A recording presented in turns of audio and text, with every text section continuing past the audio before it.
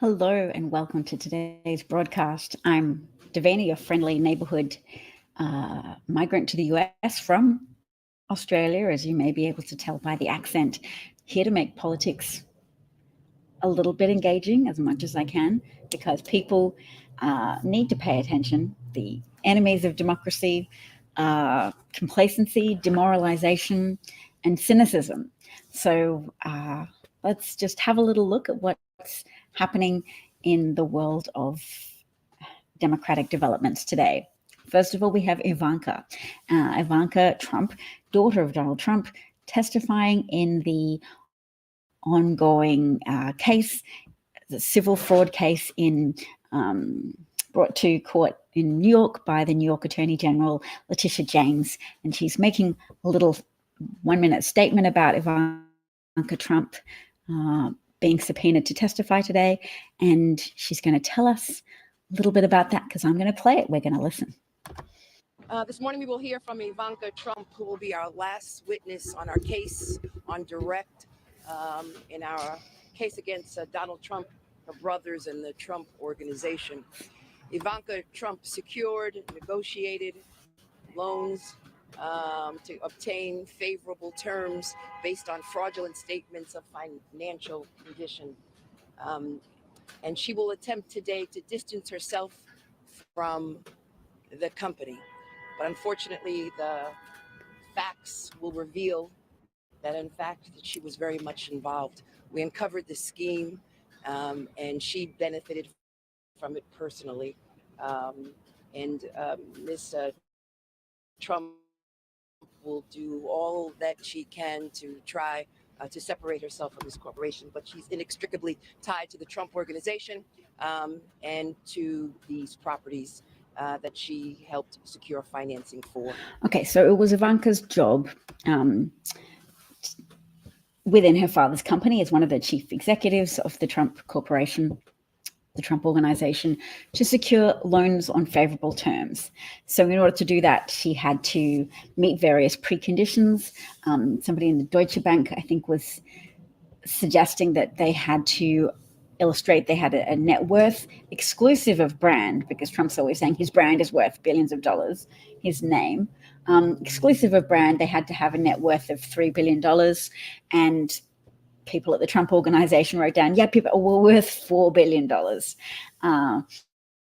And Ivanka Trump is today saying, she wasn't part of making those financial statements, those statements of worth. And it's not very convincing, because all of the Trump children have said that. We're management, we're part of the elite management team, but no, we trusted other people. We outsourced valuing the company to other people. We didn't dirty our hands with that. Hello, Bob, first of all, hello, is noting that Ivanka threw her siblings and dad under the bus. Maybe I'm not up to date with that. I know she may have referenced that her husband, Jared Kushner, introduced her to one of the Deutsche Bank executives. But I mean, they all effectively throw each other on the bus in a way, but just by trying to minimize their own culpability, just by saying, we are not part of that. We didn't review that. So let's have a look at some other things. Maybe there's some updated information on what Ivanka Trump has been saying in court. One of my favorite Twitter accounts to follow for that is Laura Ruby, she's a lawyer who commentates for media networks. But I like that she's a lawyer and that she long exposition threads, often live updates of what's happening in court cases. So her latest back at the stand thread says, we're back in session, and before Ivanka returns to the stand, Judge Engoron clarified that the email between Jared and Ivanka is admissible under New York case law. Why? Because they emailed each other through work accounts. Oh, that's fantastic. So consider this your annual reminder from your ex-lawyer friend. Do not use your work email to communicate with your spouse, especially if you're communicating with your spouse about fraud, about fraudulently misrepresenting your company's worth to banks, I guess. So I'm excited about the email that will be admissible, has been ruled admissible by Judge Engoron, a judge who has been elected to his position, who served in New York a long time, who consults with his law clerk, Alison Greenfield, a reasonable amount. And that's been the subject of a lot of contention from the Trump legal team, because smoke and mirrors, they kicked up a lot of fuss. What did they say? Trump's lawyer, Alina Hababa, said that, or was it Christopher Keiss? Anyway, one of the lawyers said, it feels like we're dealing with two adversaries. First of all, it's a mistake to address the judge and call him an adversary. And it's also a mistake to call his law clerk an adversary as well. But anyway, I'm curious as to why Mums for Liberty are trending. I don't know if you all have watched it, but there was a video from a police station where a Mums for Liberty person made a report. What was her name? Jennifer something, made a report against various librarians for making porn available to children. And these were books from high school libraries available to children in Florida that were on the recommended list of books. So they referenced relationships and even elements of sexual relationships. It's not porn to discuss sexual activity in a book. Porn is material. Actually, let's find an official definition of porn, but it's not reference to sexual activity. Definition. Oh no, I can't look this up. This is my not using this laptop. We don't want to do that. I'll do it on my phone because I share equipment with my son and he's young. That are regarded, television programs, magazines, books, etc., that are regarding as emphasizing the sensuous or sensational aspects of a non-sexual subject and stimulating a compulsive interest in their audience. And a legal definition of pornography is material that depicts erotic behavior and is intended to cause sexual excitement. Pornographic material is protected expression unless it is determined to be obscene. Well, it sounds like possible for lots of gray area. Definitely up for exploitation by bad faith actors who want to manufacture outrage about children in high schools, adolescent children who have an interest in the subject of romantic relationships and sexual activity, in describing anything of that nature as being pornographic. Hooray. Bob says, in my town, we had 3 Mums for Liberty candidates running for the Board of Education and they all lost. So that's wonderful. Bob says Daily Kos was posting live from Ivanka's testimony. That sounds like a good place to look. Thank you, Bob.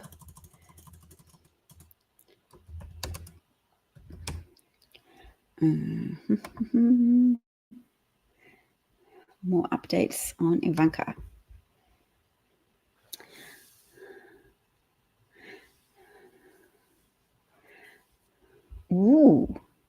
So before the lunch break, Ivanka was showing the 213 email between her and her husband as produced by the Trump Organization. The implication that the Attorney General seems to be drawing here is twofold. Only Deutsche Bank was willing to provide financing to the Trump Organization, even on terms that were even close to what the Trumps wanted, but only if they got 2 things they wanted. 1, a guarantee that Trump could cover the principal, interest, and operating income of each asset, and proof that he maintained a minimum net worth of $2 to $3 billion, exclusive, meaning not including brand value, exclusive of brand value as demonstrated by his annual statements of financial condition. So that basically Donald Trump and Eric Trump and everything repeatedly claim they're being victimized by this case. The judge has already ruled that fraud was committed. This is some additional counts have been brought to trial, and he is evaluating the evidence and looking at engorgement, which would be the amount that the Trump Organization would have to pay to the state of New York to make whole because of the fraud that was committed, both in terms of fraudulently reducing his tax burden as well as fraudulently minimizing his interest burden to banks by overinflating his assets and then underinflating them to the IRS.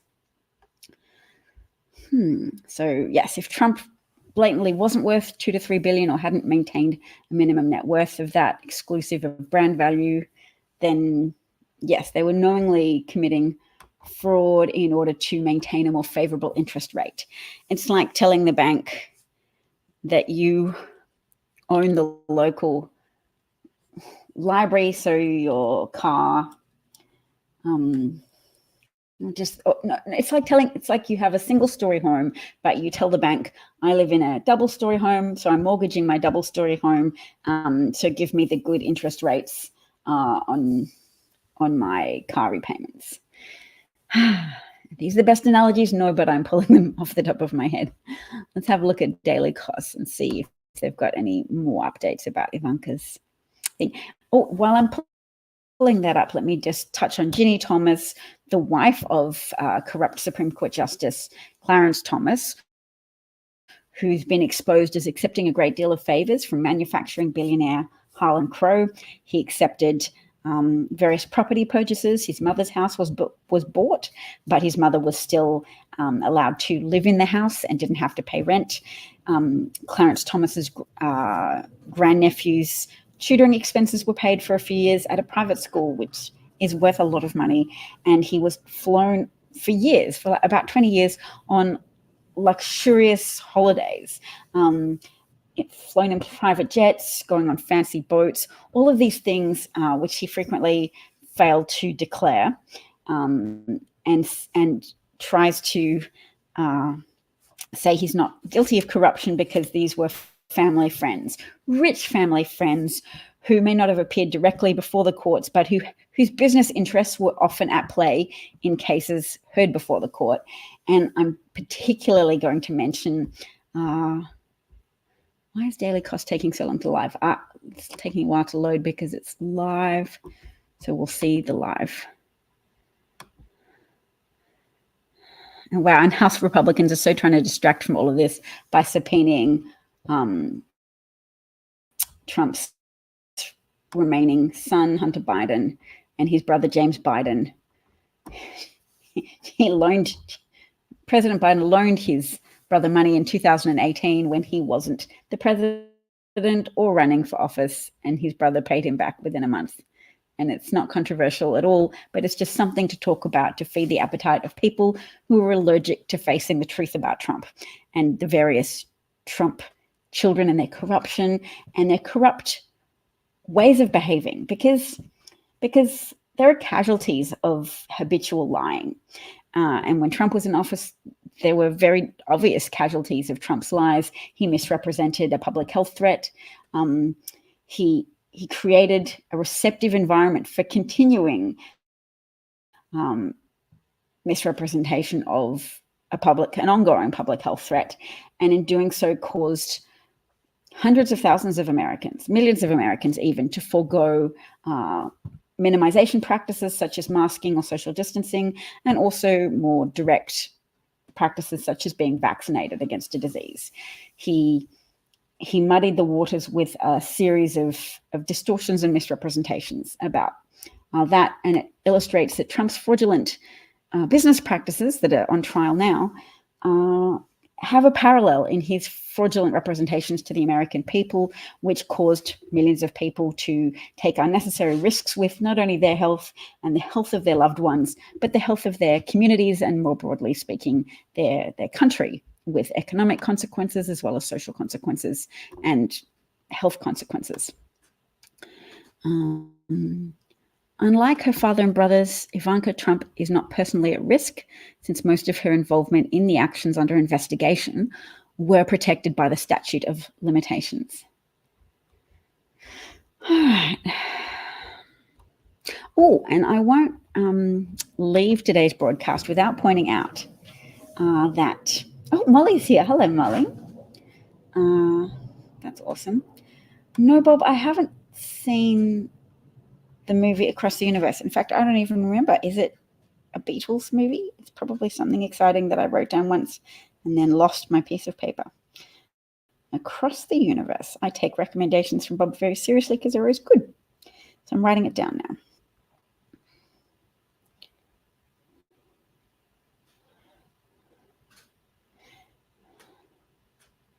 And my son's texting me, so exciting. He's got his first mobile phone.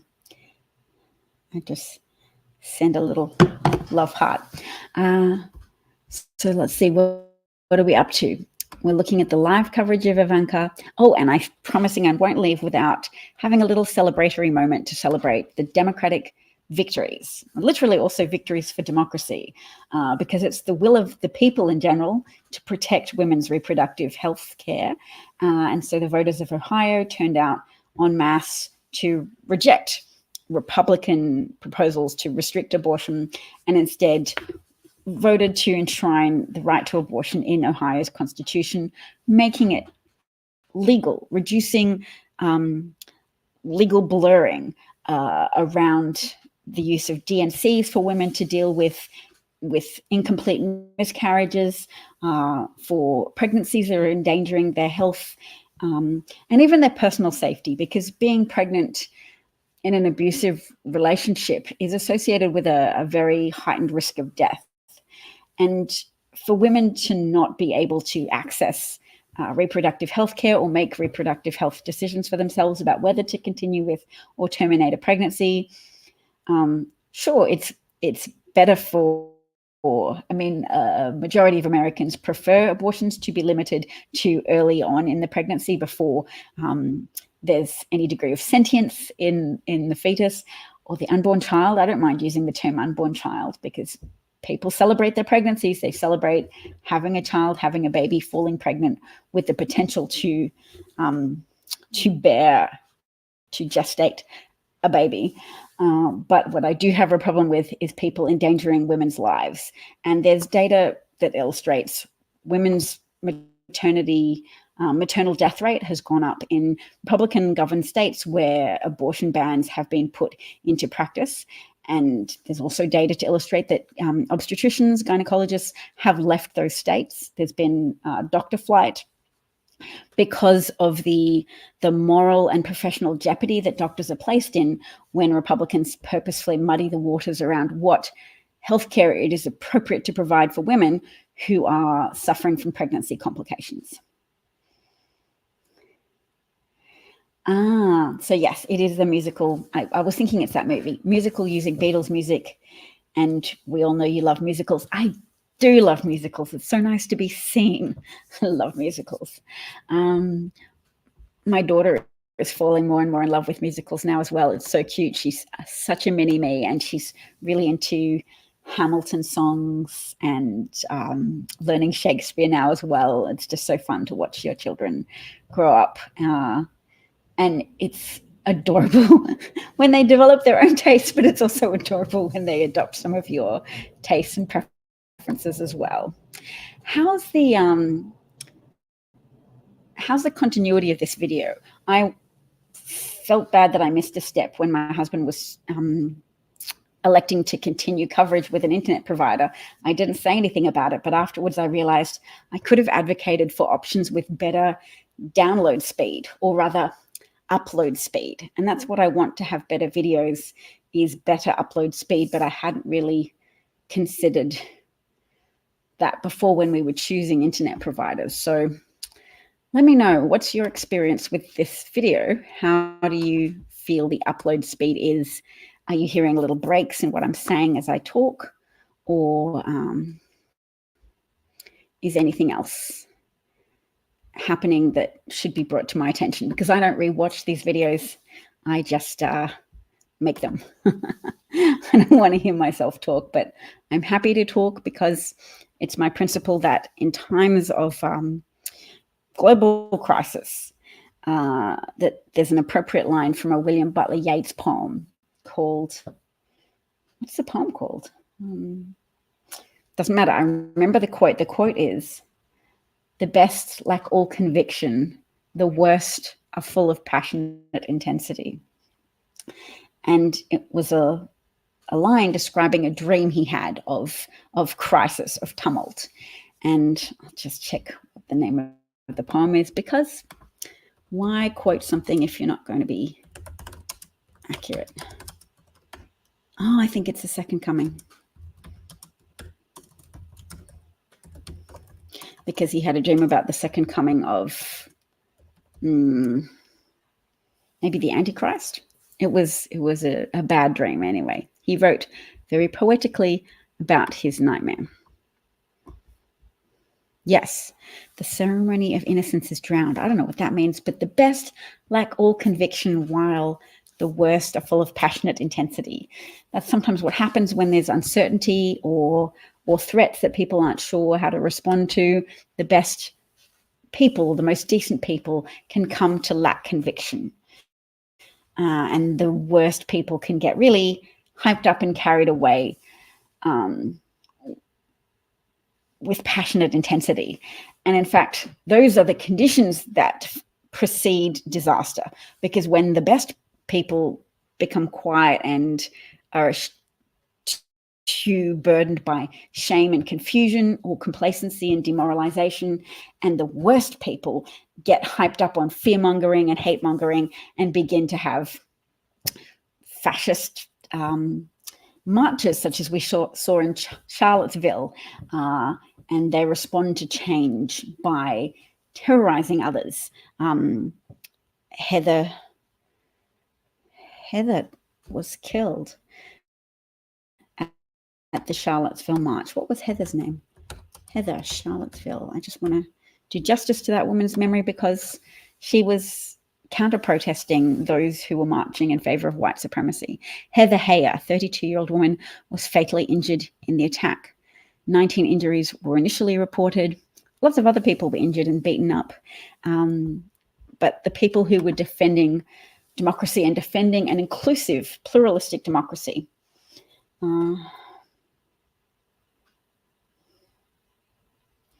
Bob says it's a little choppy. Thank you, Bob. That is important feedback for me, and I'll file that away for when we renew our internet at another time, and I'll see if we can find a provider that has better upload speeds for a smoother experience. Bob's noting his heart broke when he saw a little one who was saying goodbye to her mother, who was killed in Gaza. And she said, "My mother, my heart, you were gone." Yeah, there's a lot of hard videos to watch out of war, and my heart breaks for the people of Gaza and the people of Israel. I have a lot of problems with the government of Israel. I think Netanyahu is a crook who would, like many crooks, like Richard Nixon, like Donald Trump, who would purposefully cultivate and foster war in order to prolong their privileged position in office. Richard Nixon tried to maximize his election chances by getting an American ambassador to China to, was it the wife of an American ambassador to China? Richard Nixon got someone to interfere with the peace talks happening between North and South Vietnam to make it successful, because he presumed that his Democratic opponent would be better able to stay in office if the peace talks were successful. Donald Trump, we were very fortunate he wasn't able to initiate a war, but he was certainly discussing with his generals, with the military staff, with General Milley, the prospect of bombing Iran and initiating military conflict with them. And I have no doubt, even though it's not being conclusively investigated yet, but I have no doubt that part of his reasoning for doing so was to rock the boat and make the American public more accepting of his theft of a second term, because he wasn't reelected, but once he lost the election, he was determined to do something, create trouble in enough ways that would help him remain in office, in defiance of the election results, in defiance of the democratic processes, and the democratic functioning of the American constitutional republic, which is a form of democracy. Bob took my advice and he limits watching the horrors. Yes, well, it's hard. But it is also true that the American government supports Israel, and it's very difficult because I haven't grown up from birth immersed in pro-Israeli sentiment. I haven't been told Israel has to be there as a homeland for the Jewish people. So I haven't ever intrinsically bought into those arguments, but I do understand that it does sound pretty genocidal when people say from the river to the sea, Palestine will be free, or the original is more from the river to the sea, Palestine will be Arab, meaning there won't be any Jews, i.e. Jewish people will have to all be killed or forced to leave. And that's a hard thing to agree with. I don't want to agree with pro-genocidal positions, but I do want there to be a two-state solution, and I do want there to be peace. Who do we have to pressure to help make that happen? Everybody, I guess. Anyway, my other thing that I was going to talk about briefly was just Citizens United. There's a really great piece of reporting from Politico. When was it published? The 10th of the 9th. Okay, so the 10th of September. What Ginny Thomas and Leonard Leo wrought, how a justice's wife and a key activist started a movement. Thanks to the Supreme Court ruling, a trove of so-called dark money was about to be unleashed. Two activists prepared to seize the moment. And I just want to read this paragraph. The Supreme Court's decision in the 2010 Citizens United case transformed the world of politics. It loosened restrictions on campaign spending and unleashed a flow of anonymous donor money to nonprofit groups run by political activists. And the people who were best, now we're reverting to my voice, the people who best positioned themselves to take advantage of that were conservative activists. So its mission at the time in 2010 was to block President Obama's pet initiatives. The foundations of that type of thinking are rooted in anti-Blackness, anti-inclusiveness, anti-pluralism, and a wish to use money to amass power in the hands of certain people from a certain religious strain to impose their will on others. So to impose abortion restrictions on people who believe in choice, to make contraception more difficult to access from extreme Catholics who want to not just practice Catholicism, but to impose Catholicism and the most extreme set of Catholic values and principles. So let's see if I can share that article. It's just something I hope people will look at for themselves, and I can bring it up on screen here. All right. So there's little known, he doesn't have such a high profile, but hopefully it's growing, that people are aware that Federalist Society leader Leonard Leo and his ideological soulmate, a hard-edged activist named Virginia Thomas, the wife of Supreme Court Justice Clarence Thomas. Virginia Thomas belonged to a cult when she was younger, a cult that would make women strip, or not just women, maybe other people, but the people in the cult strip down naked and be commented on by their fellow members of the cult to criticize them.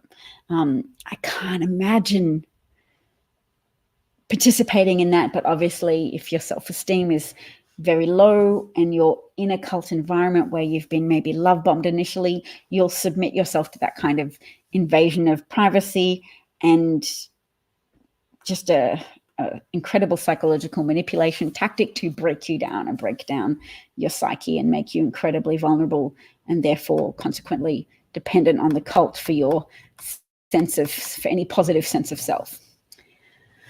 So yes, Ginny Thomas had a rich backer, Harlan Crow. He had helped Thomas and her husband in many ways, from funding luxury vacations to picking up tuition payments for their great nephew, who they unofficially adopted for a time. So Citizens United, the ruling when it came in 2010, upended nearly 100 years of campaign spending restrictions. The conservative legal movement seized the moment with greater success than any other group. And the consequences have shaped American jurisprudence and politics in dramatic ways. So this is a timeline. Just imagine those consequences. Women have died. The maternal mortality rate is 3 times higher in states with abortion bans than in peer states. And that's women, and that's families experiencing suffering, experiencing early and unnecessary loss of a family member, from the forced imposition of extreme religious positions into law.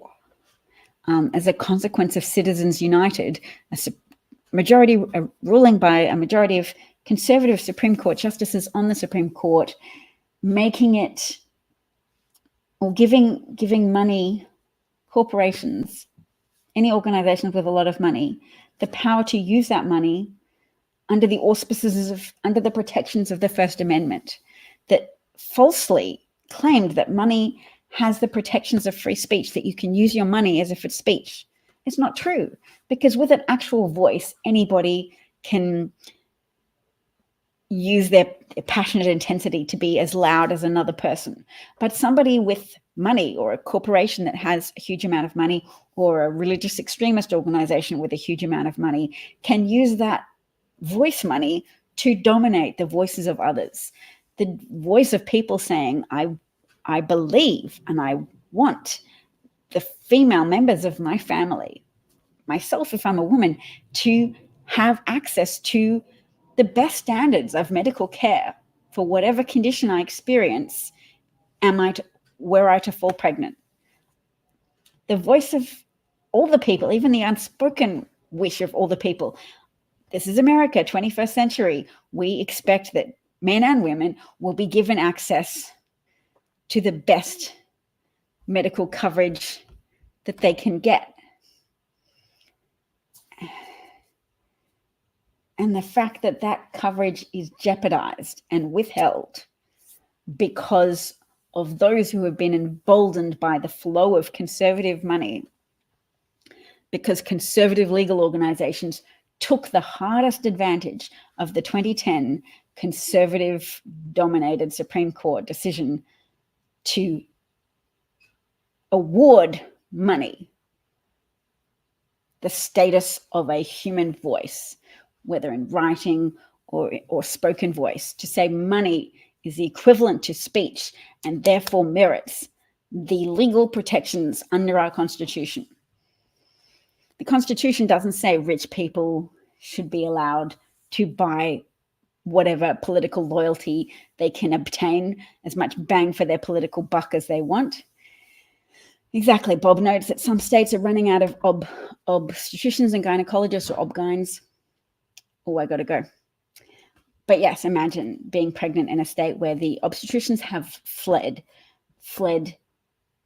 the legal murkiness of an abortion ban that says maybe there are some exceptions, maybe you're not close enough to death, so you should just go and bleed a bit more in the car park before we can be comfortable with the legal implications of treating your ongoing miscarriage. You might need a DNC, you might need medical help to remove that incomplete miscarriage, that septic fetus from your uterus, from your body, but we can't do that until you look a little paler, have a little low oxygen saturation, until you're a bit closer to death. Can you go and just die a little bit in the parking lot so we can feel confident in our medical decision, that our medical decision will comply with the legal requirements imposed by Republicans on our state?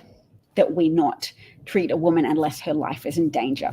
You're only looking like you're 50% at risk of death. Please go away and die a little bit more so we can confidently say you're 90% at risk of losing your life. And then we can treat you. Then we can intercede to save your life. So let's take that gamble. Go bleed at home, in the parking lot, just somewhere. Just don't come to a medical facility for healthcare, because we cannot currently, in good faith, provide that to you. Okay, now I go. Take care. Thanks for listening. And hooray for all of the voters who turned out last night in Virginia and flipped the House, held the Senate, and therefore kept Republican Governor of Virginia, Glenn Youngkin, from being able to claim victory, from strengthening a bid to do a last-minute entrance for the presidency as a Republican candidate if Donald Trump is convicted or in prison after some point in March or May of 2024. We don't want him to be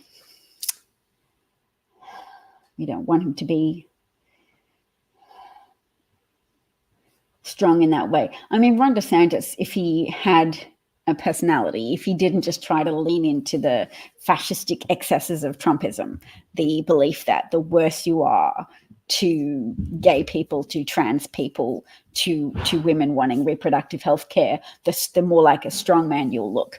Ron DeSantis is terrible at pulling that off, and as a consequence, he's poor and poorly, and he repels enough people to make him untenable as a replacement for Trump. But Glenn Youngkin is less personality deficient than Ron DeSantis, but at least now it shows that his attempt to adopt a middle ground by saying, I back a 15-week abortion ban, whoever advised him that a 15-week abortion ban was tenable to the residents of Virginia, they gave him bad advice, and Virginia has rejected him as a consequence. Bob enjoyed me coming back for a live video. Thank you, Bob. Remember, don't believe polls. This is true. Polls often seem to be generated as a way to sustain people's attention, as a way to engage people through fear and anxiety with regards to the upcoming 2024 presidential election. And yeah, Democrats used that anxiety against Republicans last night. They turned out, they felt that fear, that very reality-based fear that Republicans will harm their access to medical care if they are a woman, or if they care about any women.